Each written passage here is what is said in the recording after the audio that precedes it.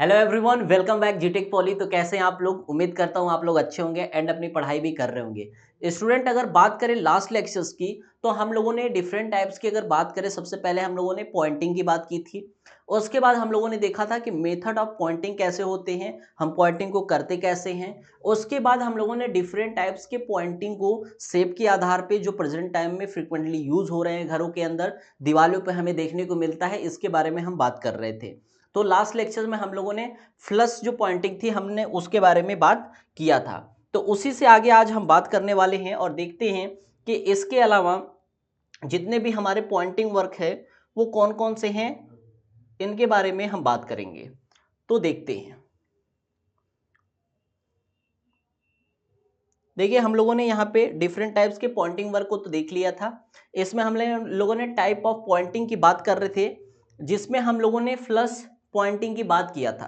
ठीक है, कि फ्लश पॉइंट क्या होती है, ये सबसे ज़्यादा यूज़ किया जाता है।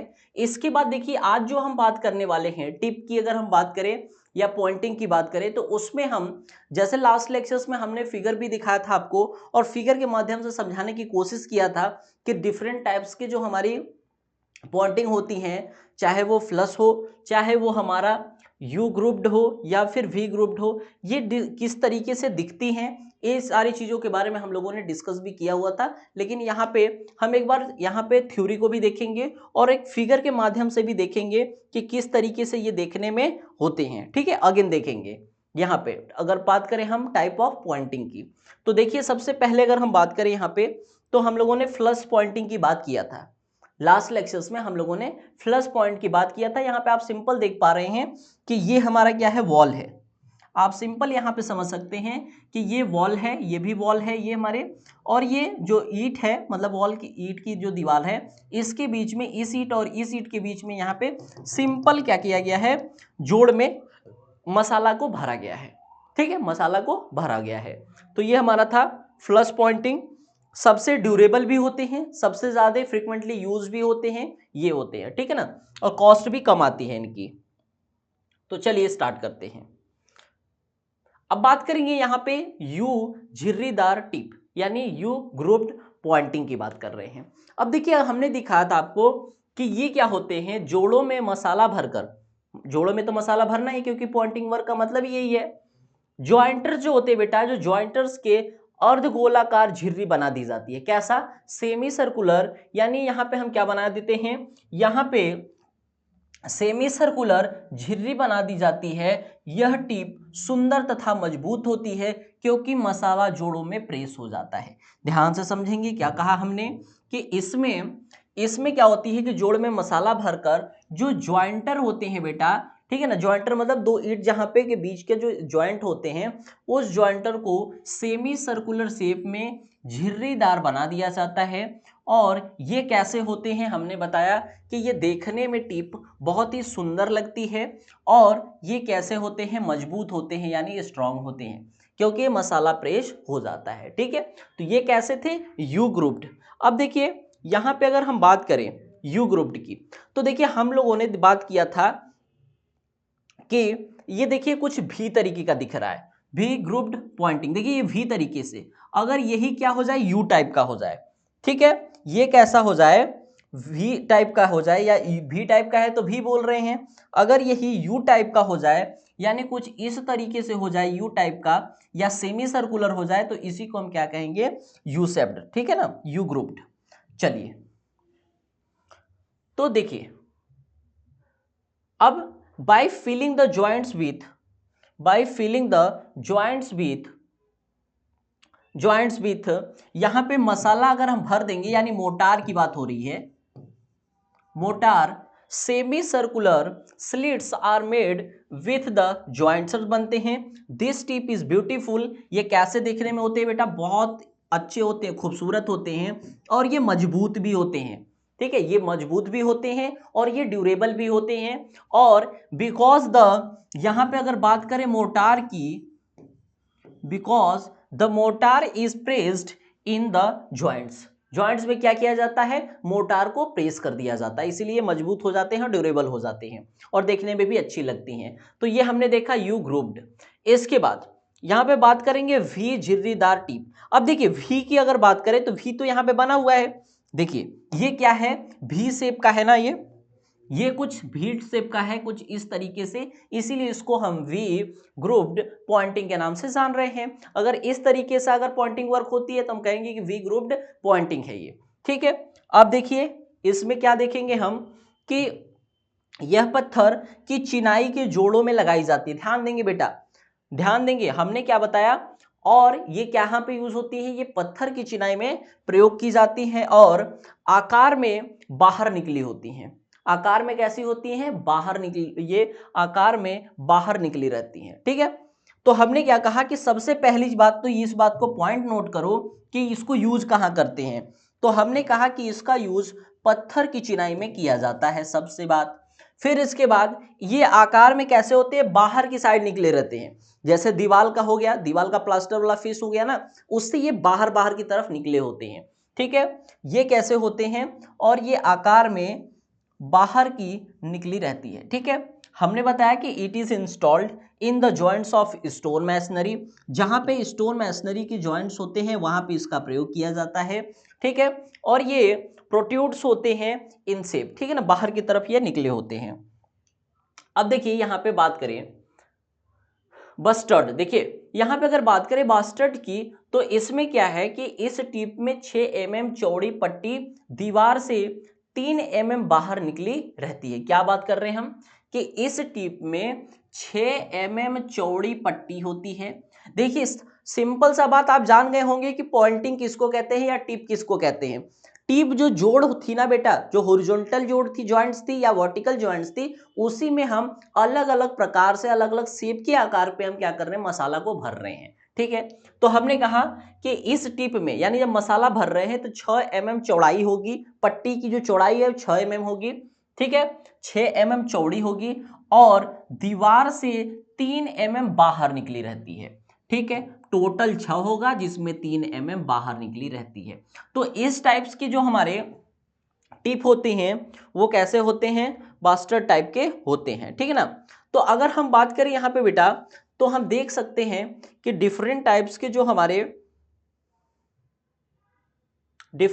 के बेटा जो हमारे यहाँ पे हम बात कर रहे हैं पॉइंटिंग की, इसमें 6 mm क्या हमने देखा कि 6 mm क्या है, पूरी जो विड्थ है वो 6 mm है, जिसमें 3 mm क्या होगा, अंदर होगा, और 3 mm अगर कैसे बात करें तो ये हमारा बाहर होगा, ठीक है ना, दीवार के बाहर होगा, ठीक है, 3 mm। चलिए इसके बाद टक यानी ओभरी टिप। अब देखिए नाम से पता चल रहा है कि यहाँ पे उभरी टिप यानी ये क्या होगी, जो हमारी दीवार होगी, जो समतल होगी, जो प्लेन होगी, उससे क्या होगा, ये उभरा होगा। यानी इस टिप में सबसे पहले क्या करते हैं, जोड़ में मसाला भरकर दीवार की फलक को समतल बनाते हैं। सबसे पहले जो जोड़ है उसमें मसाला भर के समतल बनाते हैं, प्लेन बनाते हैं, और फिर इस जोड़ के मध्य में यानी इसके बीच में 3 mm गुणे 4 mm की आयताकार झिर्री काट दी जाती है।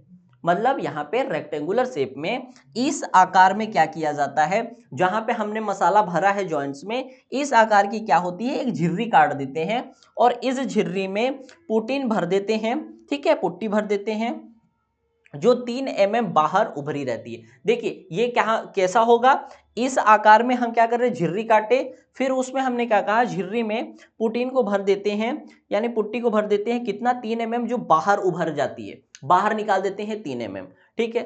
जोड़ में तथा पुटीन में अलग अलग रंगों वाली सीमेंट लगाकर इस टिप को और भी सुंदर बनाया जा सकता है, ठीक है। तो ये बेसिक हमारा क्या था, टक था। हमने कहा in this tip first joints is filled with mortar and the wall plate is leveled when a देखिए देन अ रेक्टेंगुलर क्या करते हैं, स्लीट काट देते हैं 3 mm इंटू 4 mm का, ठीक है, 3 mm इंटू 4 mm का हम एक स्लीट काट देते हैं, cut from the middle of the wall, ठीक है, जॉइंट्स के। फिर पुट्टी, ठीक है ना, पुट्टी फिल्ड कर देते हैं इन दिस स्लीट विच प्रोट्यूट्स क्या करते हैं बेटा, ये प्रोट्यूट्स करते हैं 3 mm की आउटसाइड, झुका देते हैं 3 mm का applying cement for different colour in the joints and putty, this tip is क्या होगा बेटा, मेड इवन मोटर ब्यूटीफुल। ये अगर हम कलर बिरंगे अगर यहाँ पे पुट्टी का अगर यूज करते हैं, कलर को यूज करते हैं, तो ये कैसा होगा, ब्यूटीफुल देखने में मिलेगा। ठीक है, तो यहाँ पे अगर हम बात करें कि डिफरेंट टाइप्स के हम लोगों ने टाइप ऑफ पॉइंटिंग की बात की या टिप की बात किया हम लोगों ने। ठीक है, चलिए अब इसके बाद देखिए, सबसे पहले हम लोगों ने क्या बात किया था, प्लास्टर के बारे में, कि प्लास्टर क्या होता है, डिफरेंट टाइप्स के प्लास्टर को हम कहाँ कहाँ पे यूज करते हैं। इसके साथ फिर हम लोगों ने पॉइंटिंग की बात की। पॉइंटिंग में हम लोगों ने बात किया कि पॉइंटिंग क्या होती है, इसको हम मेथड ऑफ पॉइंटिंग क्या होते हैं, कैसे किया जाता है पॉइंटिंग को। फिर हम लोगों ने बात किया क्या कि टाइप ऑफ पॉइंटिंग के प्रकार क्या होते हैं। फिर यहाँ पे हम बात करने वाले हैं, पॉइंटिंग खत्म हो गया, प्लास्टर खत्म हो गया, अब हम क्या बात करने वाले हैं, कलर की। क्योंकि दीवार पे सबसे पहले हमने उन्होंने पॉइंटिंग भी कर लिया और प्लास्टर भी कर लिया, तो उसके बाद क्या करना होगा, व्हाइट वॉशिंग करेंगे या कलर करेंगे। देखिए अब सफेदी तथा रंगीन पुताई यानी व्हाइट एंड कलर वॉशिंग। ठीक है, अब दीवार पे क्या करने वाले हैं, व्हाइट वॉशिंग और कलरिंग का काम करने वाले हैं। अब इसमें हम बात करें सबसे पहले तो सफेदी या चूना पुताई यानी व्हाइट वॉशिंग की। ठीक है, जो दीवार है उस पर व्हाइट वॉशिंग करने के लिए अगर हम बात करें कि सफेदी करने के लिए दीवारों पर निखार आ जाता। देखिए सफेदी क्यों किया जाता है, सिंपल, सब कोई जानता है कि दीवार कैसी होती है, बढ़िया चमकदार बन जाती है, उसमें निखार आ जाता है, देखने में बढ़िया लगता है, और जो भी दीमक वगैरह होते हैं वो क्या है, हमारे कलर वगैरह कर देते हैं तो वो भी नहीं लगते हैं। इसके अलावा क्या होता है बेटा कि ये दीवारों पर क्या होता है, सीलिंग्स वगैरह भी नहीं आने देती हैं। देखिए सफेदी करने से दीवारों पर निखार आ जाती है, यह स्वच्छता और सफाई के लिए तथा कीटों के लिए, कीट वगैरह आदि को नष्ट करने के लिए की जाती है। आप लोगों ने देखा होगा जब पुताई होती है तो कीटों वगैरह के मारने के लिए स्पेशल हम क्या करते हैं, सबसे अगर देहाती भाषा में कहें तो नील वगैरह डाल देते हैं, उससे भी कीट वगैरह क्या होते हैं, मर जाते हैं, नहीं लगते हैं। ठीक है, नील। तो अगर बात करें तो इससे क्या होगा, कीटों आदि को नष्ट करने के लिए की जाती है। यह दीवारों को प्रकाशित करती है, ब्राइटनेस करती है, चमकती चमकदार बनाती है। ठीक है, व्हाइट वॉशिंग इसीलिए तो करते हैं। सफेदी जो है बाहरी व भीतरी दीवारों, सीलिंग तथा अन्य सतहों पर की जा सकती है। यानी जो सफेदी व्हाइट वॉशिंग करते हैं, ऐसा नहीं कि केवल सीलिंग पे नहीं करेंगे, सीलिंग पे भी कर सकते हैं। इसके अलावा जो हमारी इंटीरियर और एक्सटीरियर वॉल है, दीवार है, वहां पे इसको हम व्हाइट वॉशिंग को कर सकते हैं। सफेदी करने की प्रक्रिया निम्नलिखित है। इसका मतलब क्या है कि व्हाइट वॉशिंग करने के भी तरीके होते हैं। जैसे हमने बात किया था प्लास्टर की, आपको बताया था मैंने ना कि प्लास्टर को कैसे करते हैं। ठीक है, सबसे पहले हमने बताया कि दीवार को पहले जो हमारा अगर कोई पुराना दीवार है तो उसको जो प्लास्टर उसमें लगा हुआ है उसको खरोचते हैं, साफ करते हैं दीवार को, उसको बढ़िया से पानी वगैरह से साफ कर देते हैं। साफ करने के बाद उसकी तराई करते हैं। तराई करने के बाद हम क्या करते हैं, ट्रॉवेल वगैरह से, करनी वगैरह से हम उसको उस पर फोर्सफुली क्या करते हैं, मसाला को छिड़कते हैं। उसके बाद हम उसको क्या करते हैं, लेवल करते हैं। तो इस तरीके से क्या करते हैं हम, डिफरेंट टाइप्स के हम लोगों ने 5 स्टेप देखे थे जिसमें हम लोगों ने प्लास्टर को किया हुआ था। अब अगर बात करें यहाँ पे किसकी, अगर हम यहाँ पे बात करें किसकी, सफेदी की, तो सफेदी करने के लिए भी तो हमें स्टेप्स को फॉलो करना पड़ेगा। अगर लाइक बात करें, जैसे हम लोगों ने पॉइंटिंग में भी प्रोसीजर को समझा, हमने बताया था ना कि मेथड ऑफ, अगर पॉइंटिंग करेंगे तो सबसे पहले सतह का हम क्या करते हैं, सतह को साफ बनाते हैं, फिर पॉइंटिंग वर्क करते हैं। तो इसी तरीके से हम यहाँ पे किसकी बात करने वाले हैं स्टूडेंट्स, यहाँ पे बात करने वाले हैं हम व्हाइट वॉशिंग के प्रकार या चरण के, इसके विधि के बारे में। सफेदी करने की प्रक्रिया, प्रोसेस कैसी है, निम्न है, देखते हैं। देखिए व्हाइट वॉशिंग की अगर बात करें तो व्हाइट वॉशिंग क्या करती है, ब्राइटनेस प्रोवाइड करती है। सिंपल सी बात है, ब्राइटनेस प्रोवाइड करती है दीवार को। इसके बाद it is done for cleanness, यानी यह सफाई की दृष्टि से और हाइजीन्स होते हैं। ठीक है, और ये कैसे होते हैं, टू डिस्ट्रॉय इंसेक्ट ईटीसी, ये क्या करते हैं, इंसेक्ट्स वगैरह को डिस्ट्रॉय कर देते हैं, इसलिए इसको किया जाता है। इट इल्यूमिनेट्स, ये क्या करते हैं, उजाला फैला देते हैं। ठीक है, दिवाली में देख आप लोगों ने देखा होगा कि व्हाइट वॉशिंग के बाद क्या हो जाता है, जो हमारी वॉल होती है वो इल्यूमिनेट्स हो जाती है, चमकदार हो जाती है, चमकने लगती है, ठीक है। इसके बाद white washing is done on external, internal as well as ceiling and other surface पे हम इसको अप्लाई कर सकते हैं, प्रयोग करते हैं, आप लोगों ने देखा भी होगा। इसके बाद the process of whitening is as follow, यानी पुताई करने के प्रकार निम्न हैं। कौन कौन से हैं देखते हैं, चलिए। अब देखिए बात आती है सफेदी के लिए घोल तैयार करना। सिंपल सी चीज है कि सबसे पहले हमें क्या करना पड़ेगा, व्हाइट वॉशिंग के लिए सबसे पहले हमें क्या करना पड़ेगा, सफेदी के लिए घोल को तैयार करना पड़ेगा, ठीक है। घोल तैयार करना पड़ेगा। जब घोल तैयार हो जाएगा तो फिर उसके बाद सफेदी के लिए सतह को तैयार करना। घोल तैयार हो गया तो ऐसे थोड़ी है कि डायरेक्ट हम अप्लाई कर देंगे, जिस सतह पे हमें व्हाइट वॉशिंग करनी है उस सतह को भी हमें तैयार करना पड़ेगा। सतह तैयार हो गया, सतह तैयार करने के बाद हम क्या करते हैं, ठीक है। इसके बाद सतह के बाद तैयार हो गया, इसके बाद हम यहां पे करते हैं सफेदी करने की, अगर हम बात करें विधि की बात करेंगे, ठीक है। फिर यहां पे हम व्हाइट वॉशिंग को कर देंगे, ठीक है। चलिए समझते हैं।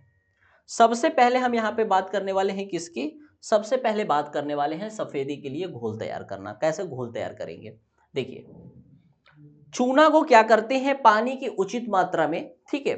बेसिकली 1 किलो अगर चूना है तो उसमें हम क्या करते हैं 5 से 6 लीटर, क्या करते हैं 5 लीटर पानी उसमें डालेंगे, ठीक है ना। 1 किलो चूना अगर है तो 5 लीटर पानी उसमें डाल देते हैं, 5 से 6 लीटर, ठीक है, डाल देते हैं। के अनुपात में घोल या सफेदी का लेप बनाया जाता है, सॉल्यूशन यानी विलेन बनाया जाता है, ठीक है, घोल बना देते हैं। किसी टब में या फिर ड्रम में पानी भरा जाता है, ठीक है। इसके इसमें अनबूझा चूना डाल दिया जाता है, यानी कोई ड्रम या अगर टब है उसमें पानी भरो और उसमें क्या है अनबूझा, बूझा और अनबूझा क्या होता है कि जब हम घर खरीद के लाते हैं चूना वगैरह को मार्केट वगैरह से, तो वो अनबूझा होता है। अनबूझा का मतलब क्या होता है कि उसमें क्या होती है, वो उसको हम डायरेक्ट यूज नहीं कर सकते, ठीक है। क्यों नहीं करेंगे, क्योंकि आप जानते हैं कि अगर हम उसको बुझाएंगे नहीं तो अगर डायरेक्ट यूज करेंगे तो वहां पे पपड़ी वगैरह क्रैकिंग वगैरह बात करें तो वहां पे बन जाएंगे, ठीक है ना। क्योंकि एटमॉस्फेयर से उसको स्लैकिंग प्रोसेस हमें करना बहुत जरूरी होता है, ठीक है, तभी स्ट्रेंथ आती है। तो हमने कहा कि घोल या सफेदी का लेप बनाया जाता है किसी टब में या फिर ड्रम में पानी भरकर इसमें अनबूझा चूना डाल दिया जाता है और 24 घंटे तक बूझने दिया जाता है। बूझने का मतलब ये है कि आप लोगों ने देखा होगा कि जब आप चूना को लाते हैं किसी ये ड्रम या टब में डालते हैं पानी, और उसके बाद जब डालते हैं आप किसको चूना को, तो बुलबुला के रूप में वहां पे ना उष्मा निकलती है। आप लोगों ने देखा होगा धुआं निकलने लगता है, तो वो जब पूरी तरह से धुआं निकल जाता है तो वो कैसा हो जाता है, हाइड्रेटेड लाइम हो जाता है। क्या हम कह सकते हैं कि जो उसकी स्लैकिंग है वो हो चुकी है, ठीक है ना। तो अब क्या होता है कि इसको बुझने दिया जाता है, बुझने का मतलब पानी में ये बुझेगा, ठीक है ना। तो इसमें पानी डाल दिया जाता है 24 घंटे तक, उसके बाद ये बुझने दिया जाता है। जब बुझ जाता है तो इस मिश्रण को लकड़ी से हिलाकर अच्छी तरीके से हिला दिया जाता है, ताकि जहां पे स्लैकिंग नहीं हुई है, जहां पे उष्मा वगैरह कहीं अगर पानी मात्रा नहीं गया है वहां पे भी चला जाए और उसका क्या है हीट रिलीज हो जाए, स्लैकिंग प्रोसेस हो जाए। उसके बाद हम क्या करते हैं, जिससे चूना अच्छी तरह से बुझ जाएगा हिलाने से, ठीक है ना, लकड़ी से हिला देते हैं और समान रूप से घोल तैयार हो सके इस घोल को मोटे कपड़े में छान लिया जाता है। किसको, मोटा कपड़ा रहेगा उसमें हम क्या करते हैं, ये जो सॉल्यूशन है उसको छान लिया जाता है, छान लिया जाता है। सफेदी को स्थिरता प्रदान करने के लिए इसमें, देखिए सफेदी को स्थिरता अगर प्रदान करने के लिए इसमें हम क्या करते हैं, चावल का जो पानी होता है, जैसे आप लोग चावल बनाते हैं तो उसमें क्या करते हैं, जिसको माड़ बोलते हैं, ठीक है ना, तो उसको हम क्या करते हैं डाल सकते हैं कि इसमें चूना में डालते हैं या फिर उचित मात्रा में गोंद मिला देते हैं, गर्म पानी में उबाल कर मिलाया जाता है, ठीक है ना। तो इसको हम क्या करते हैं, इसमें चूना में मिला लेते हैं और इसके बाद हम क्या करते हैं, इसका यूज कर लेते हैं, ठीक है। तो सबसे पहले हम क्या बात की यहाँ पे कि सफेदी के लिए घोल तैयार करते हैं कुछ इस तरीके से। फटाक से देख लेते हैं बेटा एक बार इंग्लिश भी। Preparing solution for white washing, हमने सबसे पहले बताया कि सॉल्यूशंस और white wash is made by mixing pure lime with appropriate, क्या होता है बेटा, अमाउंट ऑफ वाटर, ठीक है, इन द रेशियो ऑफ, देखिए 1 लीटर में आप 5 लीटर, 1 किलो चूना में आप 5 लीटर पानी डालिए, इस रेशियो में तैयार करिए, ठीक है। फिर हमने बताया कि आफ्टर फिलिंग अ टब में या फिर ड्रम में भरने के बाद इसको क्या किया जाता है, quick lime is added to it and allowed to the slaked, ठीक है बेटा।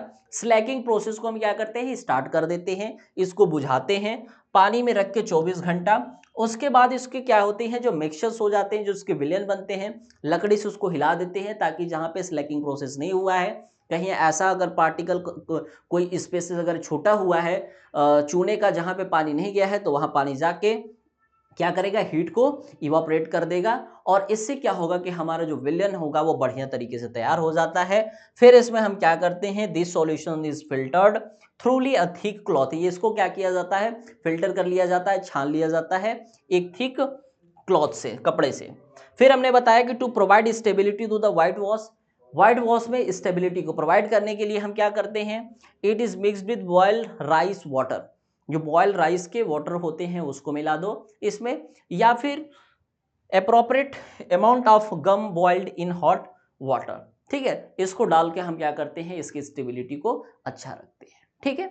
चलिए, तो पहला क्या था बेटा, पहला सर आपने बताया कि प्रिपरेशन ऑफ व्हाइट वॉशिंग, ठीक है, प्रिपरेशन ऑफ व्हाइट वॉशिंग। चलिए, अब दूसरा बात करते हैं, क्या, सफेदी के लिए सतह को तैयार करना। अब पहले तो हमारा क्या तैयार हुआ, पहले हमारा तैयार हुआ है हमारा जो घोल था, ठीक है ना, वो तैयार हुआ है। अब दूसरा, सफेदी के लिए सतह को तैयार करना, ठीक है, सफेदी तैयार हो गई है, विलयन उसका तैयार हो गया है, अब सतह तैयार करना है, कैसे, जिस दीवार पर सफेदी करनी हो उसे अच्छी प्रकार से साफ कर देना चाहिए, बहुत सिंपल चीज है, साफ कर लेना चाहिए, और टूटे अगर कोई प्लास्टर वगैरह है तो उसकी मरम्मत कर देनी चाहिए। क्यों, क्योंकि जब व्हाइट वॉशिंग करेंगे तो मान लीजिए कि दीवार में मान लेते हैं कील वगैरह है, ठीक है, टेढ़े मेढ़े या छूटे हैं, उसको भी निकाल दिया जाता है। अगर दीवार पे प्लास्टर्स वगैरह में क्रैकिंग वगैरह है या प्लास्टर झड़ रहे हैं, ठीक है ना, तो उसको पहले हम क्या करते हैं कि सैंड जो स्टोन होता है उससे हम अच्छी तरीके से स्क्रब कर लेते हैं, तभी हम क्या करेंगे, व्हाइट वॉशिंग को करेंगे, अदरवाइज दीवार पे अच्छी तरीके से हमारा व्हाइट वॉशिंग नहीं हो पाएगा, कुछ ही टाइम बाद इम्प्रॉपर होगा या कुछ टाइम बाद क्या होगा, झड़ जाएगा हमारा।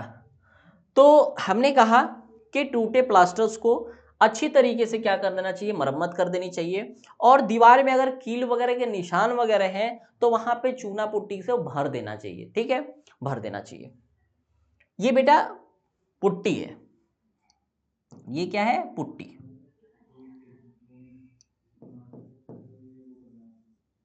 चलिए, अब बात कर दे, यदि दीवार पर धूल जमी है, दीवार पे अगर धूल वगैरह जमी है तो उसको भी हम क्या करते हैं, सैंड पेपर से, ठीक है, बालू कागज से रगड़ कर इसके साफ कर लिया जाता है, या बालू वगैरह है जो झड़ रहे हैं बालू, उसको भी इससे रगड़ के साफ कर लिया जाएगा।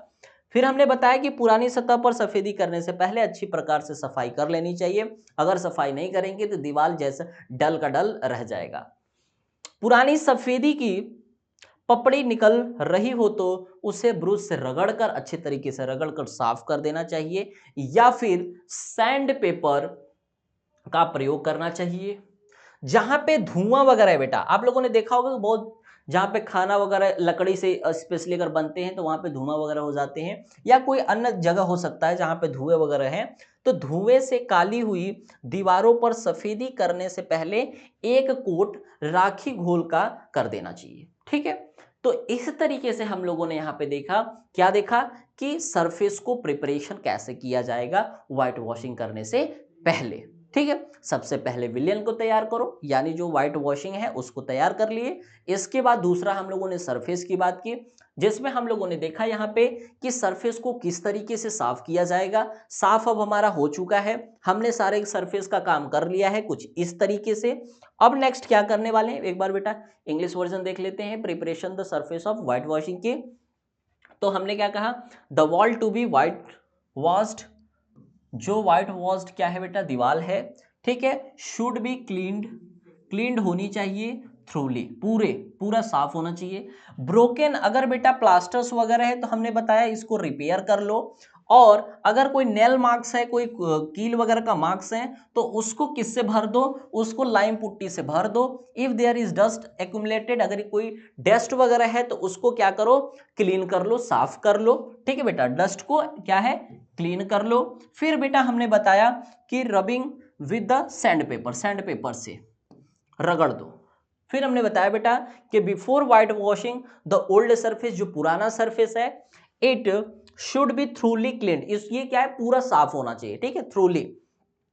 If the old white crust is coming of, it should be cleaned bye rubbing it with a brush और यूजिंग सैंड पेपर, यानी ये क्या है कि ब्रश या सैंड पेपर से उसको खरोच दो। ठीक है।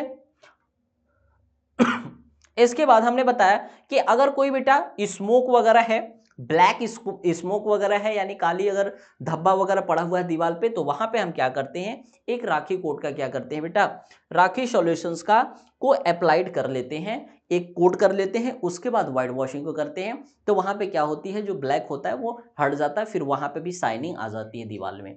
तो इस तरीके से हम लोगों ने देखा कि हम सरफेस को कैसे प्रिपरेशन करते हैं व्हाइट वॉशिंग के लिए। चलिए अब देखिए सफेदी करने की विधि। अब यहां पे किसकी बात हो रही है, अब सफेदी करना है, सब कुछ हो गया है, पहला सॉल्यूशंस बन चुका है, यानी हमारा क्या है, व्हाइट वॉशिंग्स के लिए जो लाइम है, चूना है, वो तैयार हो चुका है, सॉल्यूशन उसका विलेन तैयार हो चुका है। अब हमें क्या करना था, दूसरा सतह भी तैयार हो चुकी है। अब तीसरा क्या करना है बेटा, हमें सफेदी करने की विधि देखना है, कैसे सफेदी को करना है। ठीक है। अब देखिए नई सतह पर सफेदी के 3 कोट किए जाते हैं। देखिए अगर कोई बिल्कुल नया नया घर बना हुआ है, पहले नहीं हुआ है, एक बार भी क्या व्हाइट वॉशिंग नहीं हुई है, तो वहां पे कम से कम 3 कोट करते हैं। ठीक है। और पुरानी अगर कोई दीवार है तो उसमें 1 या 2 कोट कर सकते हैं, कोई दिक्कत नहीं है। ठीक है, पर्याप्त होती है। सफेदी शुरू करने से पहले कूंची को भिगोकर अथवा पीटकर ब्रश की भांति क्या किया जाता है, बना लिया जाता है। अब देखिए आपको व्हाइट वॉशिंग करना है तो आप ब्रश जिससे आप पेंट करते हैं उससे नहीं करेंगे, आप कूंची का प्रयोग करेंगे। ठीक है ना, झाड़ू टाइप का होता है, उसको भिगो के रखेंगे ताकि क्या होगा बेटा, वो बिल्कुल मुलायम हो जाएगा ना, तो चलाने में बहुत स्मूथली चलेगा। ठीक है, उसमें क्या होगा, फ्लैक्सिबिलिटी जितनी ज्यादा रहेगी तो जो हमारे क्या है, व्हाइट वॉशिंग करने में ना बहुत फ्रिक्वेंटली चलेगा और यूनिफॉर्मली एक समान हमारी दीवार पे क्या करेगा, व्हाइट वॉशिंग होती चली जाएगी। तो जो कूची होगी उसको भिगो कर रखना जरूरी है। ठीक है, ऐसा नहीं है कि भूल गए, आए और तुरंत काम स्टार्ट कर दिए बिना उसको भिगोए, तो अच्छे तरीके से क्या होगा, हमारा व्हाइट वॉशिंग नहीं होगा। इस बात को ध्यान रखना पड़ेगा। ठीक है। सफेद कुची क्या है बेटा, सफेदी शुरू करने से पहले कुची को भिगोकर और पीट कर ब्रश की भांति उसको पीटो बढ़िया से, ताकि मैंने बताया जितना ज्यादा फ्लैक्सिबिलिटी उतना बढ़िया दीवार चमकने वाली है, बढ़िया व्हाइट वॉशिंग होने वाली है। तो इसको पीट कर ब्रूश की भांति बना लिया जाता है। ठीक है, ब्रूश आप लोगों ने देखा होगा, ब्रूश को क्या करते हैं हम, बढ़िया से पीट के उसको बिल्कुल फ्लैक्सिबल बनाते हैं, स्मूथ बनाते हैं। एक कोट में 4 क्रियाएं होती है, ध्यान से समझेंगे बेटा। एक कोट, सिंगल कोट में 4 तरीके से जो कूची होती है इसको चलाया जाता है, 4 क्रियाएं होती हैं। कैसे, सफेदी में देखिए, सफेदी में भरी कूची ऊपर से नीचे, ऊपर से नीचे, नीचे से ऊपर, देखिए ऊपर से नीचे लाए, ऐसे करिए, फिर ऊपर ले जाइए, इसको ऊपर ले जाइए, समझ रहे हैं ना। एक बार कूची को क्या करिए, नीचे लाइए, फिर ऊपर लाइए, फिर इसको दाएं, दाएं बाएं, बाएं से फिर दाएं। ठीक है ना, इस तरीके से क्या किया जाता है, एक कोट को व्हाइट वॉशिंग किया जाता है। क्या कहने का मतलब है, एक बार ऊपर ले गए, देखिए नीचे लाए, ऊपर से नीचे, नीचे से ऊपर, फिर दाएं से बाएं, फिर बाएं से दाएं, इधर इस तरीके से हम क्या करते हैं, एक कुटी क्या होती है, एक कोट को हम तैयार कर लेते हैं। ठीक ना, तो एक कोट में 4 तरीके से हम क्या करते हैं, इसके क्रियाएं होती हैं, प्रोसेस होते हैं। ठीक है, एक कोट पूरा हो जाता है। पहला कोट सूख जाने पर, ध्यान देंगे, पहला कोट सूख जाने पर और ओवरसीयर के पास करने पर ही दूसरा कोट क्या किया जाता है फर्श पर पड़ने वाली सफेदी के धब्बे को। अब देखिए व्हाइट वॉशिंग हो रहा है तो जाहिर सी बात है कि वो बूंद बूंद करके टपकेंगे, तो इससे क्या है, सफेदी के धब्बों को साथ साथ जूट से साफ कर लेना चाहिए। ठीक है, दरवाजे खिड़कियों पर पेंट को जो पेंट हुई है सफेदी के धब्बे से बचाने के लिए उन पर बरसाती या फिर प्लास्टिक वगैरह से ढक लेते हैं। सिंपल सी बात थी बेटा, आपको समझ में आई होगी कि सफेदी करने की कैसे हमारे मेथड होते हैं। ठीक है, चलिए, तो ये हमारा क्या था बेटा, दूसरा था सफेदी करने की विधि। ठीक है, मेथड ऑफ व्हाइट वॉशिंग, कैसे किस तरीके से हम करते हैं। चलिए, अब बात आती है मेथड ऑफ व्हाइट वॉशिंग की इंग्लिश वर्जन्स की। 3 coats of white wash are applied of a new surface. अगर कोई नया सरफेस है तो बेटा कितना सरफेस हमें व्हाइट वॉशिंग करनी पड़ेगी, कम से कम 3 कोट तो करनी पड़ेगी। ठीक है, यहां पे तीन कोट करनी पड़ेगी न्यू सरफेस, एंड 1 और 2 coats are sufficient on old wall. Old wall के लिए क्या है कि यहां पे 1 या 2 जो कोट्स है वो सफिशिएंट है, कोई दिक्कत नहीं है। Before starting the white washing, white washing की स्टार्टिंग करने से पहले क्या किया जाता है, ब्रश इज सॉक्ड, ब्रश को सॉक्ड होना चाहिए, and beaten to make it like a brush. ये ब्रश की तरह क्या करते हैं, इसको पेट के, इसको सुखा के बिल्कुल मुलायम बना दो। There are 4 operation in 1 coat. एक कोट में 4 ऑपरेशन होते हैं। कौन कौन से होते हैं, पहला हमने बताया था कि brush filled with white wash from top to bottom. देखिए टॉप टू बॉटम, ऊपर से नीचे, फिर नीचे से फिर ऊपर गया, फिर नीचे से फिर ऊपर गया। इसके बाद हम क्या करते हैं, फिर right to left, left to right, इस तरीके से क्या करते हैं, एक कंप्लीट कोट को बना देते हैं। Second coat is applied only after the first coat is dry. जब पहला कोट क्या होता है, सूख जाए अच्छे तरीके से, तभी हम क्या करते हैं, दूसरे कोट को अप्लाई करते हैं उसके ऊपर। ठीक है, क्योंकि 3 कोट में करना है, पहला सूखेगा फिर दूसरा, दूसरा सूखेगा फिर तीसरा। ठीक है, and passed by the overseer, जो ओवरसियर यानी देखभाल जो करने वाले होते हैं, उनसे जब पास होगा तभी इसको हम क्या करेंगे। द वाइट, ठीक है ना, spots on the floor should be cleaned simultaneously with jute. यानी जूट का क्या लेना चाहिए, जूट का बोरी वगैरह या कपड़ा लेके हमें जो व्हाइट वॉशिंग गिर रहे हैं उसको साफ करते चलना चाहिए। To protect the paint on the door and windows. देखिए डोर और विंडोज के को प्रोटेक्ट करने के लिए इसके ऊपर हम क्या करते हैं, तिरपाल वगैरह को क्या करते हैं, प्लास्टिक की तिरपाल को उसके ऊपर ढक देते हैं। तो इस तरीके से हमारा क्या होता है, सेफ हो जाता है। तो ये हमने देखा मेथड ऑफ व्हाइट वॉशिंग। अब देखिए यहां पे हम लोगों ने व्हाइट वॉशिंग की बात की, ठीक है, यानी सफेद पुताई की बात की। अब बात करते हैं किसकी, अभी तो हम लोगों ने सफेदी की बात किया था, अब यहां पे बात करेंगे किसकी, रंगीन पुताई की। रंगीन पुताई क्या होती है, रंगीन पुताई कुछ नहीं होती, व्हाइट वॉशिंग में हम डिफरेंट टाइप्स के क्या करते हैं बेटा, ला के कलर वगैरह को डाल देते हैं और उसको रंग बिरंगा अपने हिसाब से बना लेते हैं। तो इस तरीके से जो हमारे क्या होगी, इस तरीके से जो प्लास्टर्स वगैरह होंगे, सॉरी वॉशिंग होगी, तो हम क्या कहेंगे, कलर वॉशिंग होगी। ठीक है, चलिए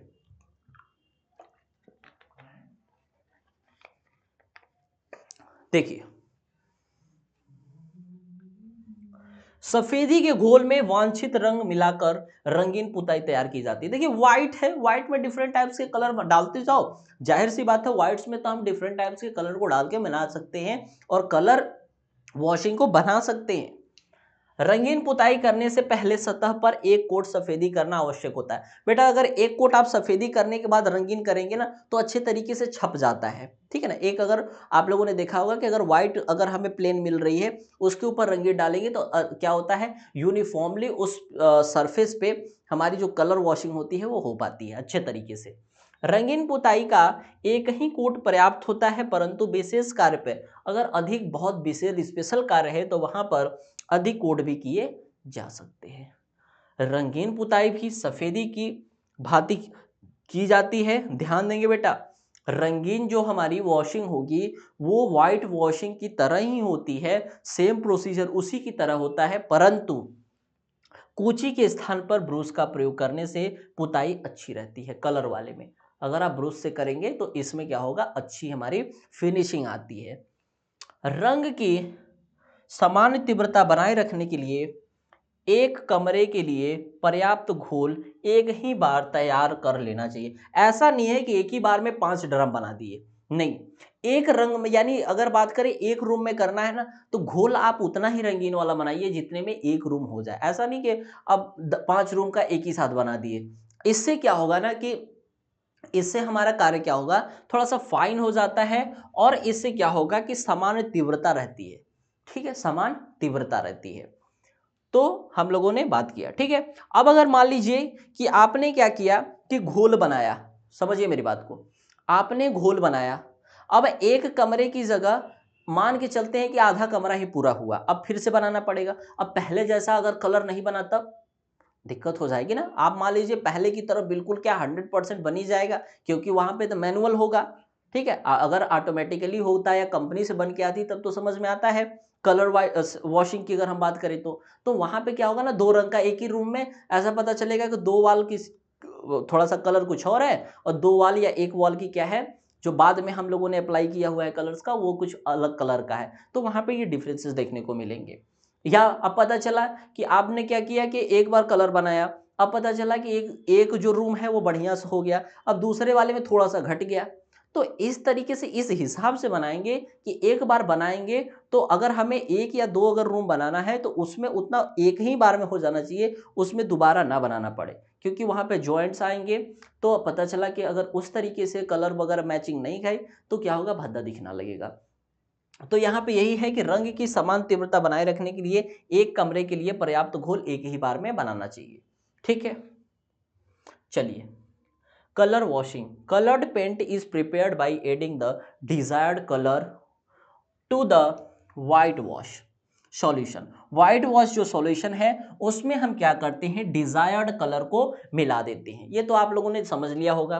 बिफोर अप्लाइंग कलर्ड पेंटिंग, देखिए कलर्ड पेंटिंग को अप्लाई करने से पहले इट इज नेसेसरी, आवश्यक होता है, क्या आवश्यक होता है, to apply a coat of white wash, यानी सरफेस पे एक व्हाइट वॉश का क्या किया जाता है, कोट को प्रोवाइड करना होता है। इससे क्या होती है, जो कलर जो हम बाद में करने वाले हैं कलर वॉशिंग, वो एक तरीके से अच्छी फिनिशिंग आती है। ठीक है, but more coats are can be applied for special, अगर कोई स्पेशल पर्पज है तो एक से ज्यादा कोट भी हो सकते हैं, लेकिन बेटा नॉर्मल जो यूज किया जाता है सिंगल कोट ही किया जाता है।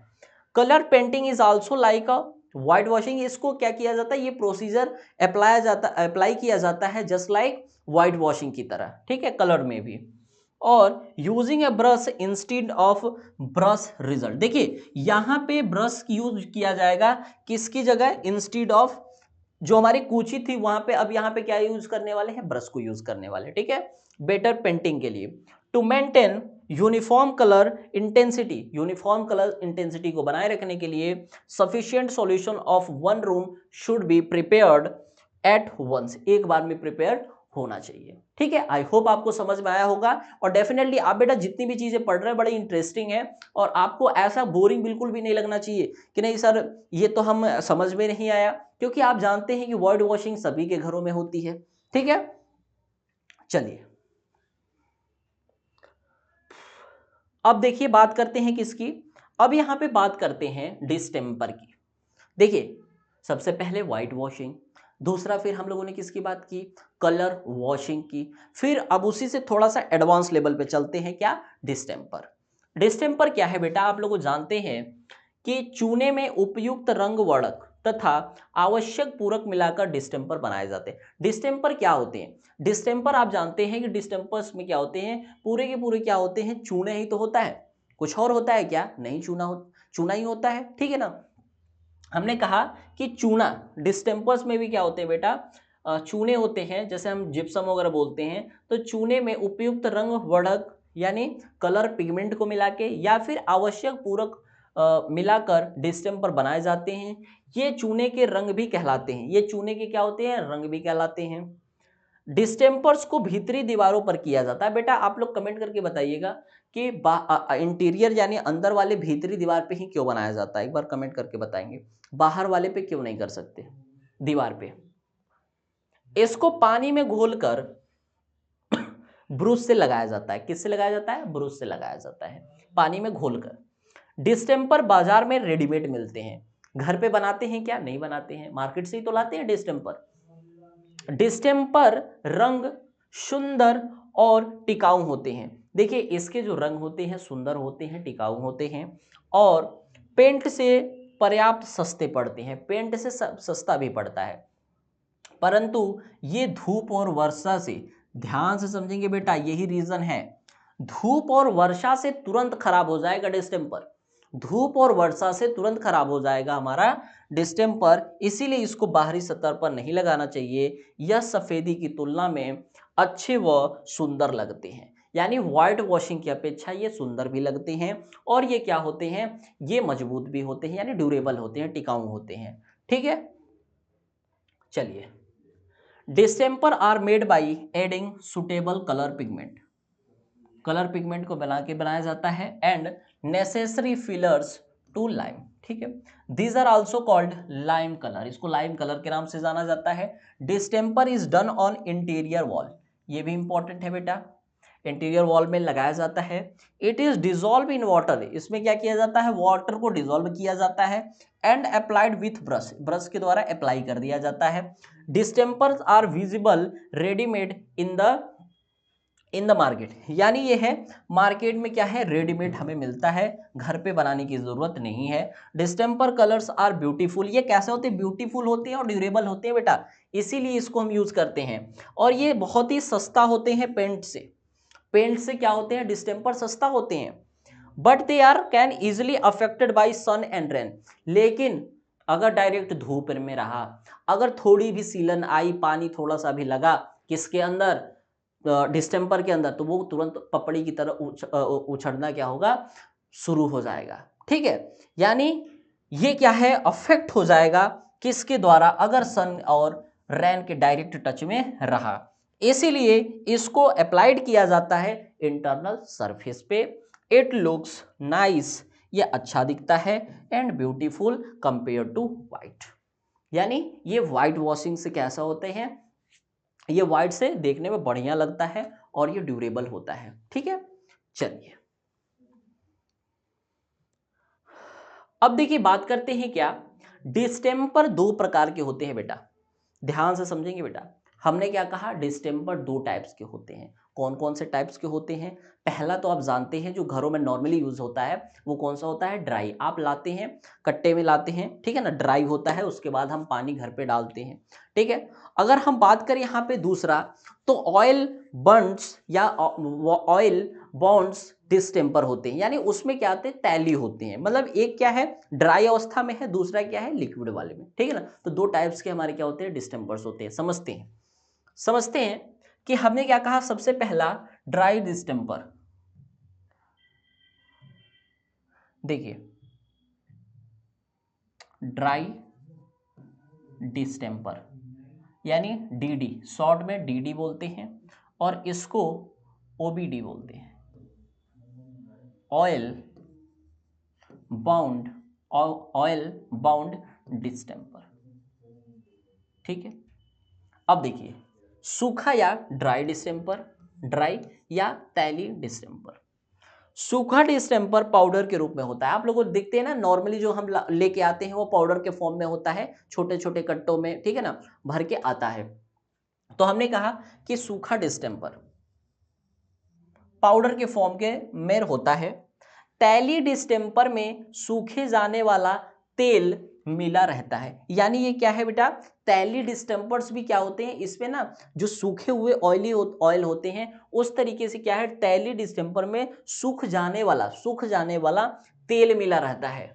ठीक है, यह सूखे डिस्टेंपर से अधिक स्थायी और चमकदार होता है। अगर आपको बहुत बढ़िया फिनिशिंग चाहिए, बहुत चमकदार चाहिए, तो थोड़ा सा महंगा भी मिलेगा डेफिनेटली, तो कौन सा वाला होगा सर, ऑयल बाउंड डिस्टेंपर। आप ऑयल बाउंड इस डिस्टेंपर को लगाइए, ये लंबे टाइम तक चलेगा, इसकी शाइनिंग किससे, ड्राई जो हमारा डिस्टेंपर है इससे ज्यादा होगी। ठीक है, लेकिन कॉस्ट भी थोड़ा सा ज्यादा ही होगा, सीधी सी बात है।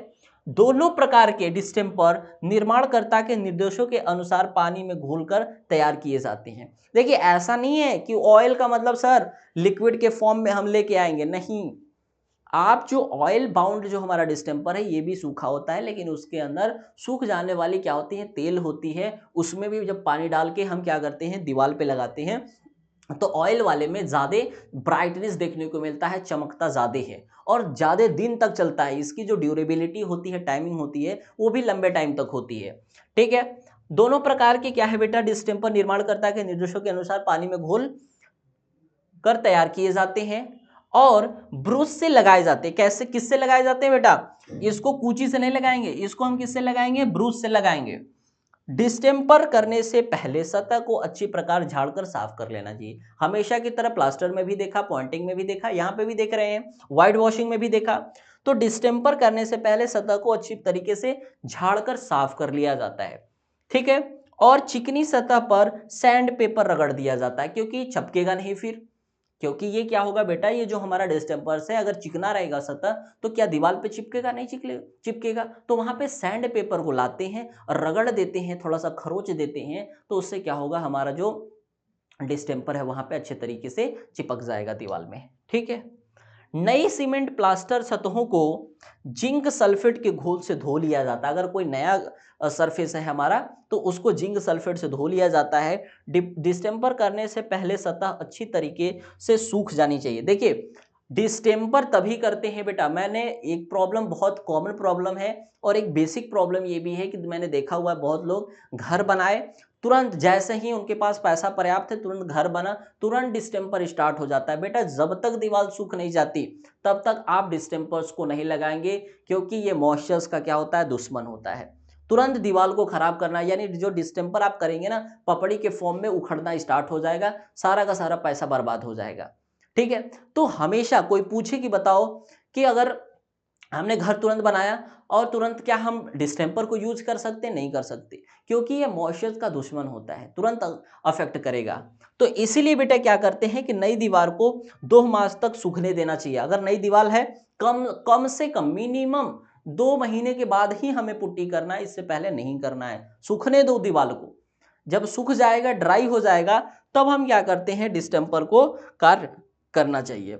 यानी अगर दीवार अच्छी तरह से सूखी नहीं है, गीली है, और आपने डिस्टेंपर्स को अप्लाई कर दिया, तो डेफिनेटली पपड़ी के फॉर्म में हो सकता है 4 महीने, 6 महीने, 3 महीने बाद वो क्या करेगा, गिरना स्टार्ट हो जाएगा और पूरा जो डिस्टेंपर का पैसा है बर्बाद हो जाने वाला है, दीवार भद्दा दिखने लगेगा।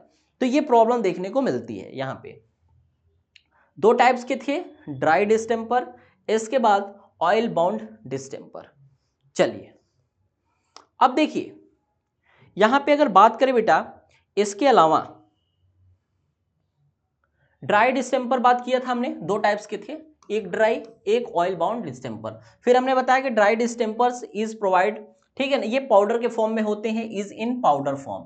फिर हमने बताया कि oily distemper content drawing oil, इसमें क्या होते हैं बेटा, ड्राइंग ऑयल होते हैं, सूखे ऑयल होते हैं। ठीक है, इसलिए इसको ऑयल बाउंड डिस्टेंपर के नाम से जाना जाता है, ओबीडी। फिर हमने बताया कि it is more permanent and shiny. देखिए यहां पे क्या है, ये बहुत ज्यादा चमकदार होते हैं और ये परमानेंट होते हैं देन ड्राई डिस्टेंपर से। ठीक है, तो डेफिनेटली इसकी कॉस्ट भी ज्यादा होगी। Both type of distemper are prepared by dissolving them in water according to the need, manufacturers instruction and applied with the brush. यानी अकॉर्डिंग टू नीड हम यहाँ पे क्या करते हैं, या मैन्युफैक्चरर्स जो बताते हैं, गाइडलाइन करते हैं, क्योंकि आप पुट्टी लेके आएंगे, ये लेके आते हैं, तो उसी में इंस्ट्रक्शन भी होते हैं, पानी कितना डालना है, कितने, कैसे अप्लाई करना है, कितना टाइम अप्लाई करना है, कैसे मिक्सिंग करना है, ये सारे इंस्ट्रक्शंस आपको बोरी पे देखने को मिल जाते हैं। तो उसी के हिसाब से इंस्ट्रक्शंस पे हम काम करने वाले हैं। फिर हमने बताया बेटा कि before distempering the surface should be thoroughly cleaned, यानी पूरा सरफेस कैसा होना चाहिए, क्लीन होना चाहिए। And sand paper should be rubbed on the smooth surface, अगर स्मूथ सरफेस है तो वहां पे सैंड पेपर से रब्ड कर दो। ठीक है, न्यू अगर सीमेंट प्लास्टर है बेटा तो उसको हम क्या करते हैं, वॉश करते हैं जिंक सल्फेट से, और जब ये जिंक सल्फेट क्या होता है, बढ़िया से सूख जाता है, फिर हम डिस्टेंपर्स को अप्लाई करते हैं। और कम से कम जब तक सूख नहीं जाती हमारी दीवार, तब तक बेटा हम क्या करेंगे, डिस्टेंपर्स को अप्लाई नहीं करेंगे। ठीक है, क्योंकि ये दुश्मन होता है डिस्टेंपर्स किसका, मॉइस्चर्स का। अगर दोनों आपस में मिलेंगे तो अच्छा नहीं होगा, कुछ ना कुछ नुकसान ही होगा हमारी बिल्डिंग भवन का। तो इस तरीके से हम लोगों ने टाइप ऑफ डिस्टेंपर्स के बारे में बात किया, एक डीडी, एक ओबीडी। देखिए अब देखिए, डिस्टेंपर का साधारणतः एक कोट ही काफी होता है। अगर बात करें डिस्टेंपर्स की, बेसिकली हम किसकी बात करेंगे बेटा, यहाँ पे बेसिक टर्म्स की अगर बात करें डिस्टेंपर की, तो देखिए डिस्टेंपर क्या होता है बेटा कि साधारणतः नॉर्मली हम एक कोट ही काफी होता है, परंतु नई सतह पे जहां पे नया घर है वहां पे 2 कोट का इसको किया जाता है। ठीक है, सीलन अगर आ गया है, डैम्पनेस आ गया है, तो सीलनग्रस्त दीवारों पर डिस्टेंपर नहीं करना चाहिए। क्यों नहीं करना चाहिए, अभी तो मैं बता रहा हूं, कितनी बार बोल चुका, सीलनग्रस्त पे डिस्टेंपर नहीं करना चाहिए, दोनों दुश्मन होते हैं, झड़ के गिरना स्टार्ट हो जाएगा। ठीक है, क्योंकि इनमें धब्बे पड़ जाएगा और चमक नहीं होगी और कुछ दिनों में यह झड़कर नष्ट हो जाएंगे। ठीक है बेटा, डिस्टेंपर को वाटर पेंट भी कहते हैं। Usually 1 coat of distemper is sufficient होता है बेटा, but 2 coat are applied on new surface. अगर कोई नया सरफेस है, नया घर बना है, 2 कोट में हम वहां पे डिस्टेंपर कर पाएंगे। Distemper should not be done on wall affected by dampness, यानी जहां पे सीलन है वहां पे इसको नहीं लगाया जाएगा, because it will get spots and will not shine भी नहीं होगा, and within few days क्या हो जाएगा बेटा, it will fall off and get destroy, गिरना स्टार्ट हो जाएगा और नष्ट हो जाएगा। डिस्टेंपर्स बेटा is also called water paint, distemper को हम वाटर पेंट के नाम से भी जानते हैं। चलिए इसके बाद वाटर प्रूफ सीमेंट वॉशिंग। अब देखिए बेटा अगला जो हमारा क्या है, वाटर प्रूफ सीमेंट वॉशिंग, यानी यहां पे क्या है बेटा, हिंदी में बात करें, जल रोधक सीमेंट पुताई। सफेद सीमेंट में रंग वर्णक मिलाकर यह घोल बनाए जाते हैं। जो व्हाइट वॉशिंग होती है उसमें कलर पिगमेंट मिला के बेटा क्या बनाया जाता है, हमारा बनाया जाता है वाटरप्रूफ सीमेंट वॉशिंग बनाया जाता है। जो पर्याप्त कैसे होते हैं बेटा, जल रोधक होते हैं, यानी वाटर प्रूफ होते हैं। ठीक है, यह घोल बाहरी सतहों पर किए जाते हैं, मतलब जितने भी हमारे बेटा बाहर वाले दीवार होते हैं जो डायरेक्ट क्या होते हैं, एटमॉस्फेयर के कांटेक्ट में होते हैं, वहां पे हम वाटरप्रूफ सीमेंट वॉशिंग का प्रयोग करते हैं, तो ये हमारे दीवार के लिए अच्छा होगा, व्हाइट वॉशिंग के लिए अच्छा होगा। ठीक है ना, इसमें पानी की उचित मात्रा मिलाकर, यानी इसमें हम क्या करते हैं बेटा, ना ज्यादा ना कम, एक अच्छे अमाउंट में, एक फिक्स अमाउंट में उचित मात्रा में पानी मिलाकर दीवारों पर ब्रश या स्प्रे गन से लगाया जाता है। लगाने से पहले दीवारों को पानी छिड़ककर अच्छी तरीके से क्या किया जाता है बेटा, गीला कर दिया जाता है। मैंने बार बार बताया बेटा कि दीवार को गीला करना बड़ा जरूरी है, क्योंकि चिपकेगा नहीं फिर। पुरानी दीवारों जिन पर सफेदी, रंगीन पुताई या फिर डिस्टेंपर या पेंट हुआ है, इसे अच्छी तरह से खुरचकर या निकालकर सतह को सैंड पेपर से रगड़ देना चाहिए। अगर पहले वहां पे पेंट हुआ है, व्हाइट वॉशिंग हुआ है, किसी भी तरीके का कोई कार्य हुआ है, उसको रगड़िए और एक कैसा करिए, एक खुदरा सतह प्राप्त करिए, तभी क्या होगा बेटा, अच्छे तरीके से यहाँ पे हमारा सीमेंट की पुताई हो जाएगी। ठीक है ना, सीमेंट की हम पुताई कर रहे हैं बेटा, तो इसके लिए क्या कैसा चाहिए हमें सरफेस, हमें चाहिए ये रफ सरफेस चाहिए। लकड़ी व धातु की सतह पर जल रोधक सीमेंट पुताई नहीं की जाती है।